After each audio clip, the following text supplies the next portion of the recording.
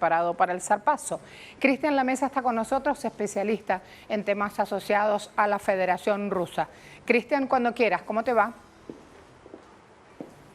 Hola, muy buenos días. Encantado de estar con ustedes y en una fecha justamente tan especial, no solo para Rusia, sino para toda la humanidad.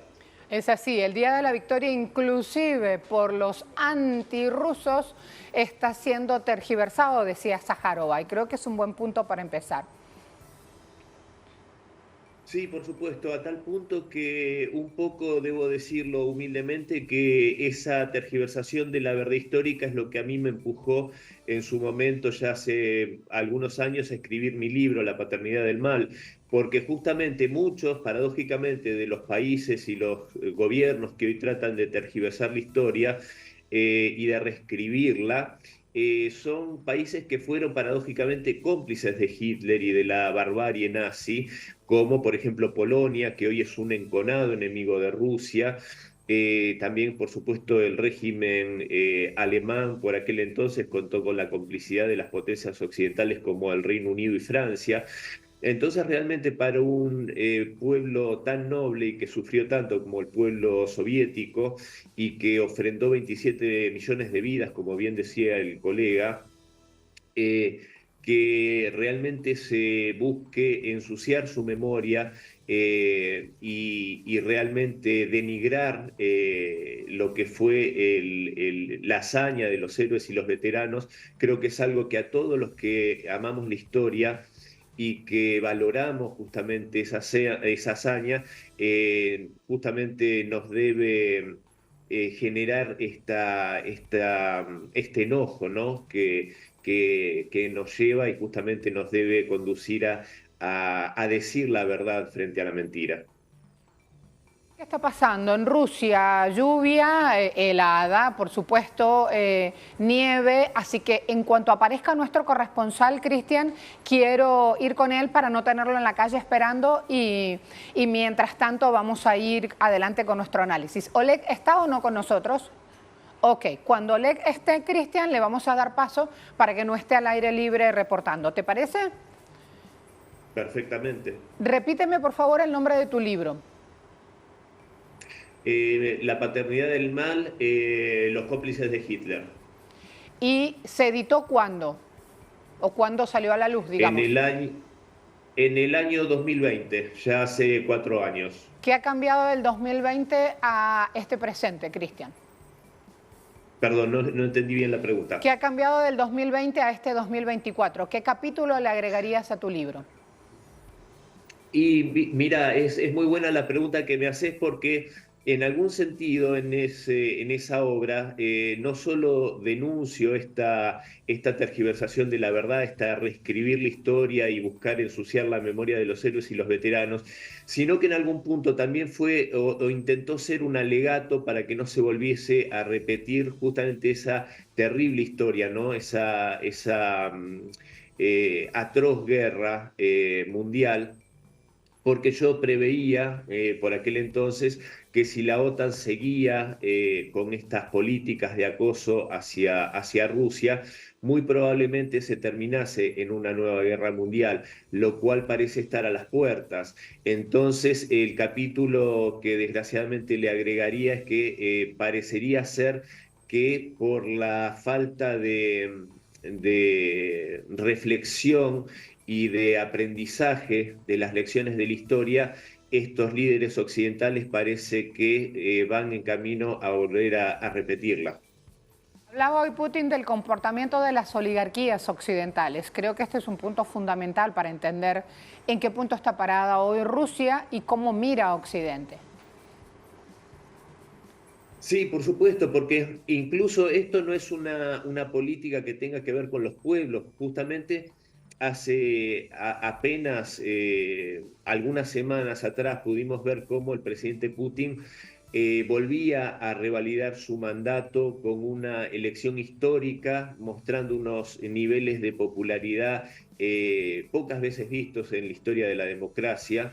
Y, o sea, esto demostrando, por supuesto, el gran apoyo del pueblo ruso a su presidente. Y Por el contrario, en Occidente vemos cómo los líderes tienen una falta de popularidad tremenda, unas enormes muestras de reprobación por parte de sus pueblos y un trabajo incesante en favor de las élites y no justamente de los intereses de quienes los eligieron. Entonces, esto demuestra sencillamente que no hace ni más ni menos que gobernar para esas élites a las cuales se refería el presidente Putin.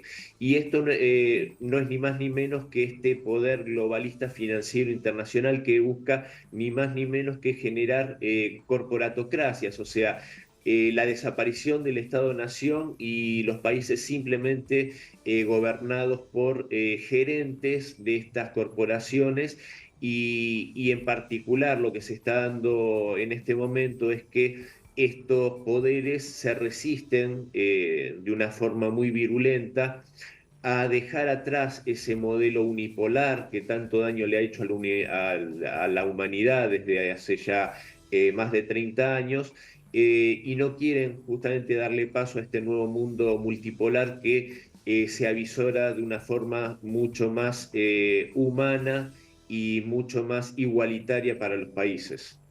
Oleg Yasinski desde Moscú con nosotros, bienvenido. Cristian, ¿me esperas, por favor?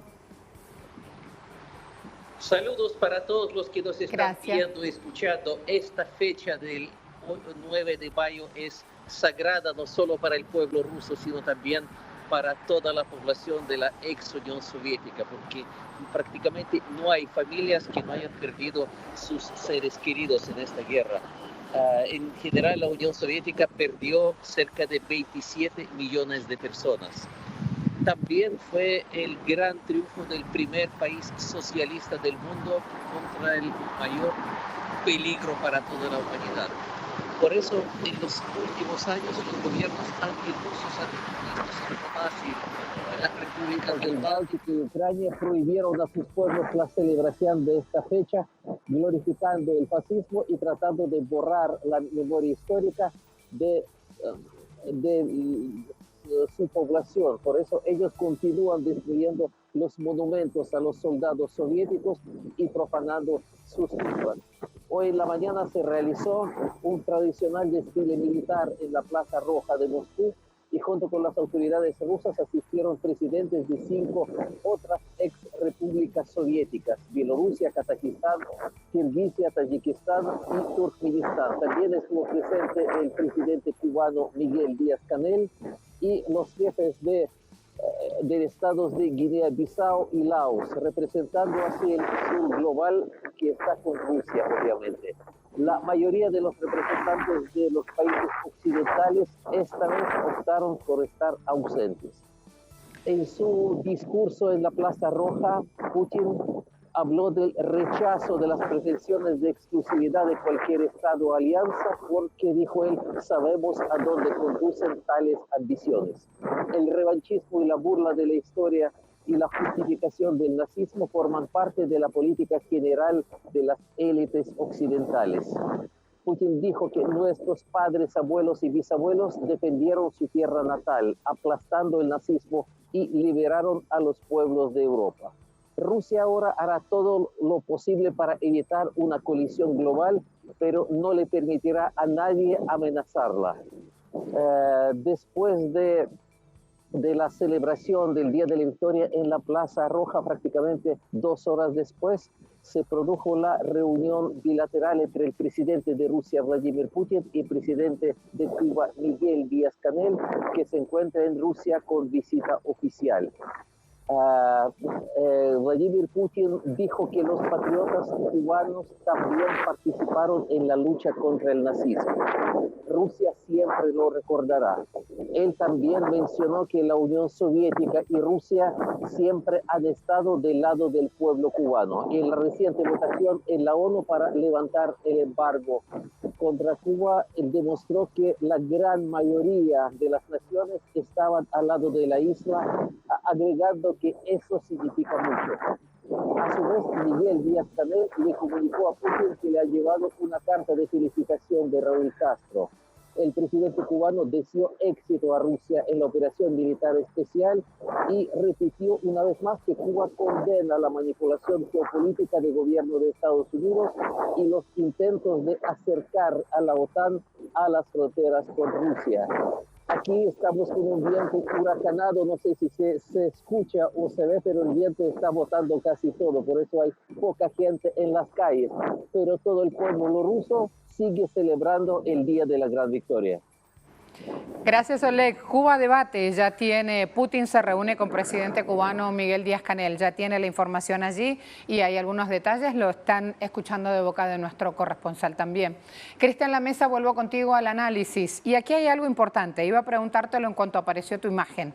Hablemos de esos colores de San Jorge porque siempre el público se renueva. Hay personas muy jóvenes, inclusive aquí en el estudio, que lo primero que se preguntan es qué significa la escarapela, qué es esto. Y es una gran oportunidad del Día de la Victoria para ejercer memoria activa con cada uno de los símbolos, Cristian. Bueno, el listón de San Jorge, que es justamente lo que estoy llevando en este día, porque vuelvo a repetir, el Día de la Victoria es un día que, por supuesto, los rusos lo dicen siempre, es una fecha que se celebra con lágrimas en los ojos, ¿no? Porque, por supuesto, que es una celebración por la victoria sobre la Alemania nazi, pero también con el recuerdo conmovedor de todos aquellos que perdieron la vida defendiendo no solo la libertad del pueblo soviético, sino también la libertad de toda la humanidad. Entonces creo que tiene que ser parte de todos nosotros.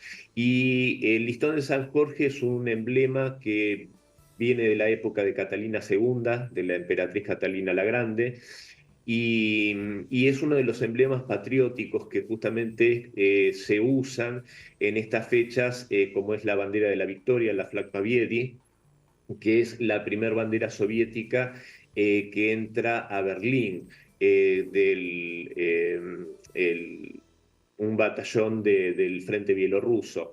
Entonces, todos estos emblemas que justamente el listón de San Jorge se vuelve a utilizar en la Gran Guerra Patria, ¿no? Como un símbolo. Ahí hay que recordar que el líder soviético Joseph Stalin justamente revitalizó por aquellos tiempos todo lo que era la memoria patriótica, ¿no? Y todo lo que es esos héroes en la historia milenaria de Rusia, como Alexander Nevsky, Minimi Payarsky, Kutuzov y tantos otros héroes de diferentes luchas de Rusia, justamente expulsando invasores, porque hay algo que hay que recordar también, y es que Rusia, en toda su milenaria historia, siempre fue el país agredido, siempre fue el país que fue invadido, ya sea en el periodo tumultuoso por la Confederación Polaco-Lituana, que hicieron reales barbaridades en Moscú durante la época en que invadieron esa ciudad, ¿no? Como pasando por la época napoleónica y por la Gran Guerra Patria, que es lo que estamos conmemorando hoy, ¿no? Así que creo que eso es algo que, y con esto cierro, que justamente hace que el pueblo ruso tenga este carácter de invencible, diría yo, porque la gran fortaleza que tiene es justamente la memoria, la comunión entre su pasado y su presente y esta veneración que tiene de sus ancestros. Según Díaz-Canel, su país es blanco de una política de máxima presión por parte de Washington. Lo publica Cuba Debate. Díaz-Canel indicó que al mismo tiempo en el mundo existe, y aquí viene el concepto, Cristian, una intoxicación mediática de revolución cubana de la misma manera que se hace a Rusia.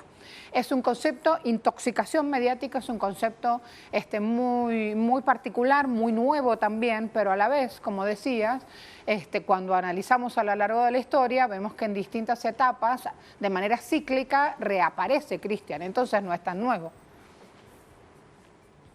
Sí, por supuesto. Lo que pasa es que los medios de comunicación, los grandes medios, por supuesto, gracias a Dios que existen, justamente medios alternativos como ustedes, como Telesur, pero los grandes medios de comunicación en Occidente justamente se da esa relación endogámica, ¿no? Que tiene que ver con los grandes fondos de inversión, con los gobiernos, con las corporaciones e incluso con las corporaciones armamentísticas. Entonces, no son ni más ni menos que aparatos de propaganda para justamente lavar el cerebro de las masas occidentales y demonizar a aquellos gobiernos, perdón, a aquellos gobiernos que justamente hacen un culto de la defensa de su soberanía nacional, como es el caso de Cuba, como es el caso de Rusia, como es el caso de Venezuela, que también están en un altísimo punto en lo que es la defensa de su soberanía y el espíritu patriótico, y otros países, por supuesto, como China, Irán, etcétera. Y desgraciadamente la otra cara de la moneda son aquellos países que desgraciadamente son cooptados por esta propaganda occidental, burda, incluso si se me permite, pero muy efectiva, desgraciadamente debo decirlo, en países como el mío, como la República Argentina. Hablemos de esa actualidad y de ese accionar de Milei, por favor. Bueno, realmente lo que está haciendo el presidente Milei es una locura tras otra, que no llama la atención viniendo de parte de alguien que parece no estar en uso pleno de sus facultades mentales. Y es ni más ni menos que una marioneta de los intereses globalistas. Se ve claramente en lo que es la posición geopolítica de la Argentina que lleva adelante esta alianza incondicional con Washington y con Tel Aviv, por ejemplo, e involucrando a la República Argentina en conflictos que le son ajenos, como por ejemplo el que se está suscitando en Israel con Gaza. Eh, Situación que, por otro lado, debo decir, nos trae muy malos recuerdos, ya que también un desatino décadas atrás, como el que llevó adelante el presidente Menem en su momento, al formar parte de esa coalición que mandó 2 fragatas al Golfo Pérsico, bueno, lo que se pagó en la Argentina de costo fueron justamente los 2 atentados terroristas más grandes de nuestra historia. Entonces, estas posiciones, ni que hablar, por supuesto, de los desastres en materia económica que está generando y el quebranto económico para el pueblo argentino. Pero en lo geopolítico, puntualmente, que es en lo que más me especializo, por supuesto, lo que está haciendo es una política que yo digo que desgraciadamente va a ser muy trabajoso y muy difícil darle vuelta atrás porque, digámoslo de este modo, cuando un país demuestra ser tan poco confiable en el aspecto geopolítico, cuando tiene un accionar tan errático como por ejemplo pedir la entrada al grupo BRICS, y cuando se nos hace la invitación a hacer un desaire y no aceptarla, o por ejemplo tener unas acciones tan yo calificaría como de traición a un país amigo como es Rusia en lo que se refiere al haber donado esos 2 helicópteros de la Fuerza Aérea a Ucrania, por tomar esta posición de intentar hacer una cumbre latinoamericana y con Ucrania, esta posición tan cercana a Zelensky. Yo creo que es realmente algo que es realmente lamentable para el pueblo argentino, porque siempre Rusia fue un amigo de nuestro pueblo, siempre estuvieron al lado en el reclamo de Malvinas, como lo están con el tema que mencionaba el presidente Díaz-Canel respecto al bloqueo a Cuba. Rusia siempre ha sido un amigo de toda la humanidad y de las causas justas. Entonces, pagar con esta moneda al pueblo ruso realmente, o las ofensas que se le están haciendo constantemente al pueblo chino, ya sea a través de la figura de su presidente o las declaraciones tan lamentables de la canciller Mondino.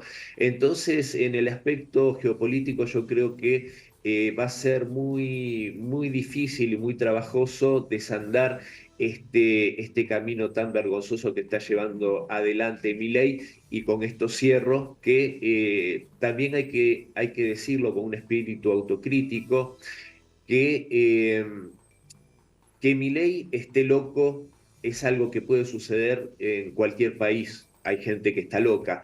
Lo lamentable y lo llamativo es que el pueblo argentino haya elegido mayoritariamente a esta persona para que conduzca nuestros destinos. Buen cierre. Muchas gracias, Cristian. Allí el interrogante. No, por favor. Hasta luego.